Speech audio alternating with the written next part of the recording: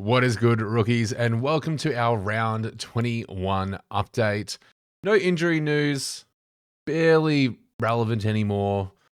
What trades have we got left to cover injuries? We're just going to have to bench them and move forward. I'm letting Goldilocks fully roam tonight. Our round somehow was a red arrow round after our arguably best score of the season, if not the last two seasons. It was just a round where everyone popped off. We saw a 3,000 plus score by like 4 odd teams. Just ridiculous. We scored a 26-25 and went down almost 1,000 spots again. So we're sitting just inside the top 18K, getting scarily closer to leaving the top 10K, unfortunately. So we're going to hope Sherry comes back and just kills it very soon, and we're hoping Took turns around. Now, the only news that we will have and the only injury we will look at is indeed Took. Otherwise, we're not really relevant. So if we go down, let's find Gold Coast, see if there's been any updates. Took is a test. So this is awesome. So it could be a huge inclusion to face Richmond. I'm actually surprised they're going to test him this week, if I'm being absolutely honest. You'd think it'd be an easy win, and you'd think they wouldn't test, like they wouldn't want to risk it. So if this is just another week out, and then we have like Sherry and Took come back, we might actually be sitting okay. But do we trust it? I don't know. I would be more than happy to have Took back in the team.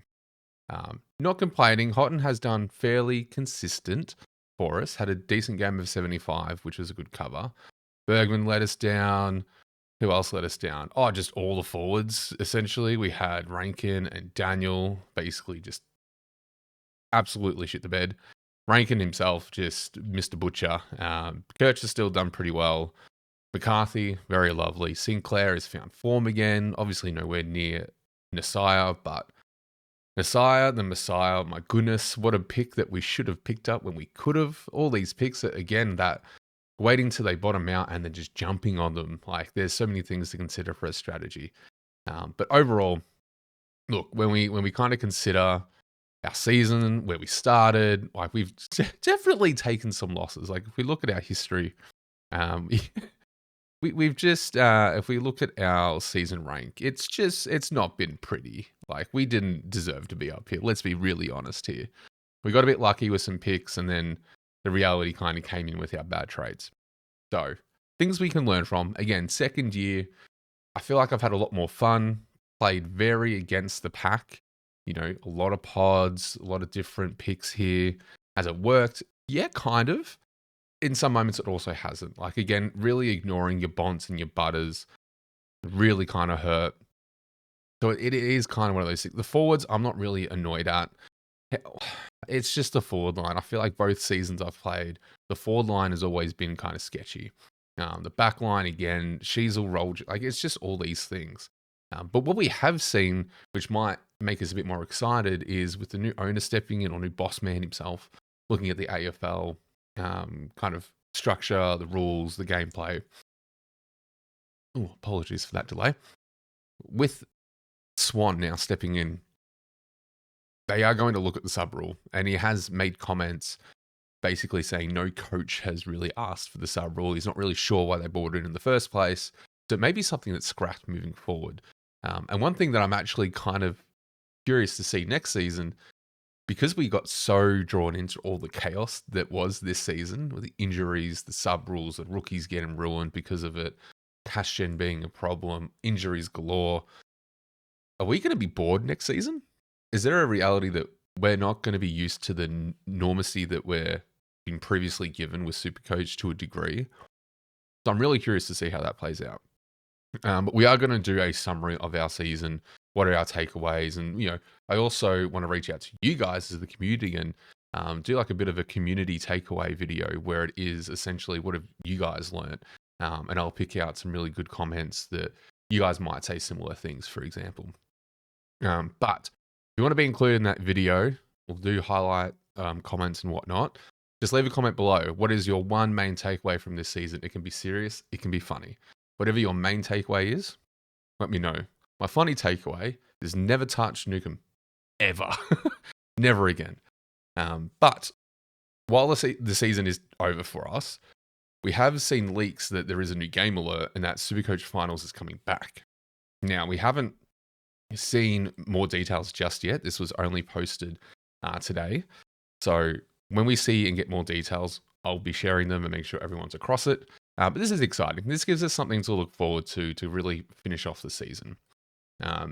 There's nothing really more to talk about for our team other than there will be a summary for the season video coming with takeaways. So make sure you leave a comment down below to get into that.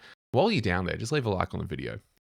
Obviously, much quieter time for Supercoach. So if you are here and watching, I absolutely appreciate you guys still hanging around. It is a little bit hard to make content, admittedly, but I still love doing this. I still love doing the After Dark and still talking footy. The footy season is not over. Supercoach is just a little bit kind of like this. But with this update, we should see some more excitement come back into it, which would be really nifty. So the only real thing to talk about this week is our vice captain and captain choices. A little bit trickier this time. There are some clear standouts. Now, Thursday night, we do love a sneaky VC on a Thursday. Going to be a really competitive game, I hope. Bulldogs and Giants. Who can we really trust? I mean, Bont is still going to be, again, one of the main people that we look at against any team at this rate. How can you stop him? Previously against them, he's done 128, 116, 93. I think that's a fair VC. Richards is still fine, although Bedford may go to Richards. I'm not sure what his previous score was. 93. Yeah, Richards may be okay. What we might tend to do is probably look at VC on the Gawn. Adelaide v Hawthorn, I think, is a prime VC. So I think a Dawson is like perfect here. VC on a Dawson, VC on a Bont, even a Dale might be fine. Green and Callaghan, I don't mind here as well. I think Green could potentially pop off. He's been relatively quiet against them previously, but I do think that he does have the ability to do that. I might take the risk on Callaghan here, even because it will be a competitive game. And what I'm hoping to do here is capture some scaling points. We know what Callaghan can do. He does have the ability to disappear, but I think, his last two outings against them are quite good. So we'll see what happens. But I may just go into Gawn and then move into someone else for a captain, which might be just a Holmes or a Smith. Although, in saying that, Smith has been reported to be taking laps and has pulled up a bit sore. So we'll see how that plays out. Holmes still might be our captaincy option. But there's a tag threat as well. Does Drew or Bergman, do they get sat on, Holmes or Baz? Like, Bergman's probably going to go to Holmes more than anything. Let's be very real here. Drew is probably, Drew's probably more likely to go to Holmes if you sit in the back line. There's so many options, so even that in itself is consideration. But Dawson, yeah, of course you're going Gorney against West Coast. If you have Gorney, you're putting the VCLC on him. Simple as that. Of course, if Took comes in for this game, there is a real chance that I go VC Gorn into Took, because I think that's nuts. If you have a Rao or an Anderson, either of those are going to be fine. I think Rao's been really consistent, so I wouldn't mind chucking it on Rao. Crazy enough, if we were saying this time last season, you'd think we're crazy. But I think Rao's just been in terrific form. He's just turned into that next caliber of a player. Really awesome. So any of those boys, got to go Potty, maybe Noble, but we've seen against these easier matchups that the backmen, such as your Clarks, don't tend to have spike games in all cases. So just keep that in mind. A Rao and Anderson, perfect here. Or a Took, if he comes back. Alternatively, a Grundy, a Heaney, a Goulden, all suit Essendon. Essendon we're not touching. Or Richmond, you're not touching. Collingwood and Brisbane, I think this will be too hard to really justify selecting anyone from this game, just because it's going to be quite hard. These guys are finding it out. So we'll see what happens there. Dunkley could try to sit on Dacos. Don't know how well it's going to do. Dacos is just not, he's too quick and too agile for Dunkley, I think. So I don't really know if that's going to work. So we'll see what happens there. Saints against North. Naz is a nice, safe captaincy option here. Still don't mind Sinclair if you need a backup. And he may be our backup. Sinclair might be our backup here. Outside of that, Romo's probably a shout too. Secondary ruckman and Teagle. So Romo's definitely a decent shout if you want to take the risk. Otherwise, Shees maybe, does Windy tag? Probably not in this game. So Shees might be a shout. He has been getting more of that midfield role, which is nice. Port and Geelong. So Butters will most likely be going head to head with Atkins in the middle. Rosie, they've got Mullen, they've got O'Connor. They can flip these players around to go sit on Rosie and Butters. They can do both.